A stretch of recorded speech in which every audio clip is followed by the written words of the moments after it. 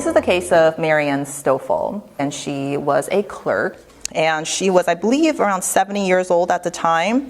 And she, over the course of 8 years, between 2012 and 2020, she stole $650,000 from her employer.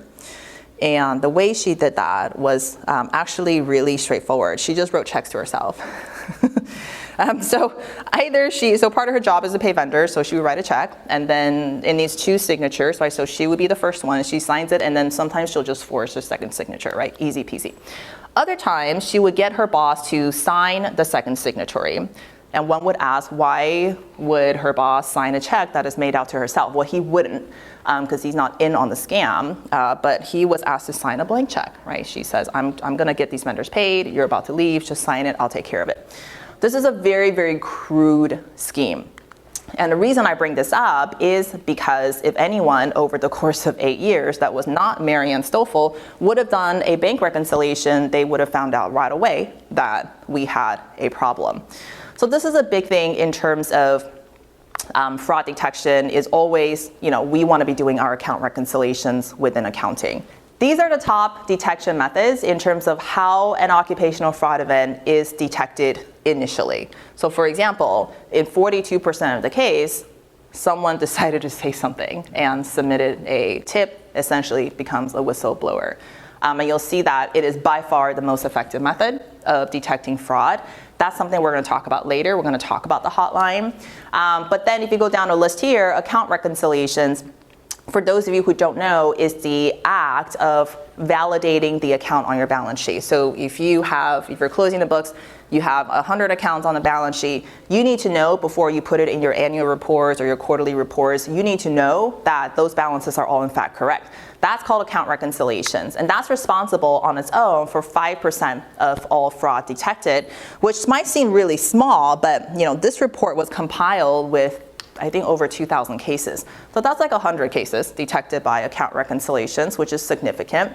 And then if you look at some of these internal audits, you guys all know what internal auditing is, right? I'm sure we all get audited. Okay, so internal audits always want to look at recs, management review always want to look at recs, document examination, that's like all of what reconciliations are. External auditors always want to look at recs. The account reconciliation activity is a really, really big part of finance and accounting, and it's a really, really big fraud control. Frauds that are detected, let's say with a tip, generally you can expect to lose about $117,000 worth of damages, and the fraud would have gone on for 12 months. Frauds that are detected by accident, on average, you have been suffering from it for about 23 months, and you can expect to lose about $100,000. Frauds that are detected through account reconciliations, you'll see that it's much less severe. A fraud would have gone on for 8 months. Average damage, I think this might be median damage, $74,000. And that is why we are always emphasizing the fact that we gotta do our recs as part of closing the books. So sometimes our reconciliations look like this. This is an example that we see a lot when we look at account reconciliations. And sometimes folks do this. You have the period and ending balance or the beginning balance, and then you list out all the transactions, and then you arrive at the ending balance, and then you say, oh, I signed it and dated it. And then you're gonna support it with a printout of your GL detail that looks kind of very similar to what you have on your cover sheet.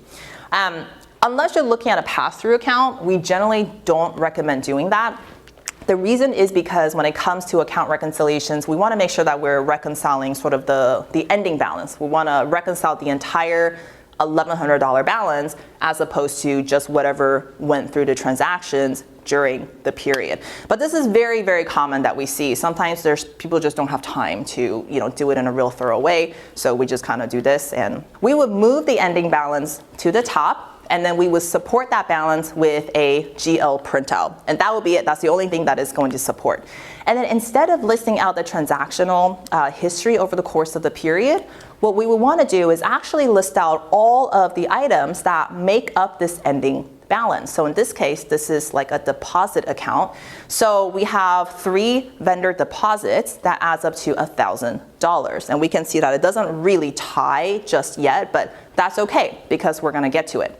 Now, those vendor deposits, guess what? Require some source documents and support, right? We want to make sure these are valid. Why are we paying Luminos a $500 deposit and not $5,000, for example? So for that, we need to visit supporting documentation. And not all supporting documentation is created equal. In general, and I think this could apply to other areas as well, in general, what we say is anything that you can support with an outside party is generally most objective and is generally what you want to be using, right? Like a bank statement. Something that comes from the outside, or maybe something that comes from the government, something that comes from your vendor, right? These are third-party information, assuming that they're not faked. The second best type of support would be what's called an internal system information. This will be when we produce information from within our organization, but via a system.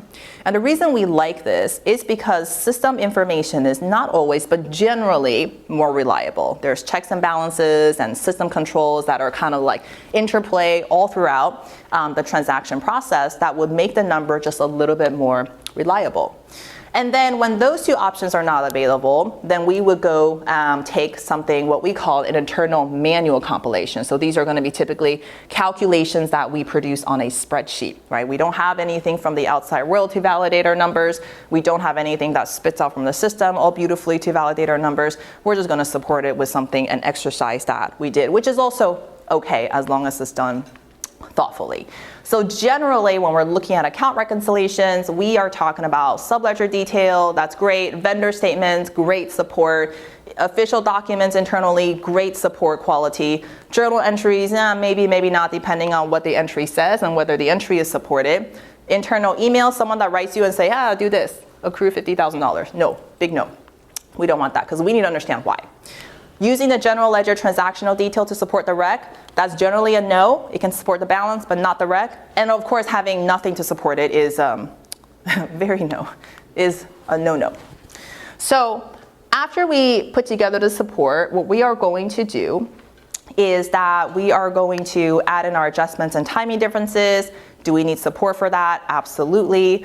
And then after that, whatever is left over becomes the variance. So, you get to a variance and hopefully that's zero. And to the extent that it is not zero, you monitor it for a while and then you write it off from the balance sheet. So this is the difference between what a sort of geo-replication looks like versus a true reconciliations, which is what we always want to try to get to unless we are looking at a pass-through account. Okay, so when it comes to reconciliations, we want to do it right, do it timely, and then follow up on aged open items.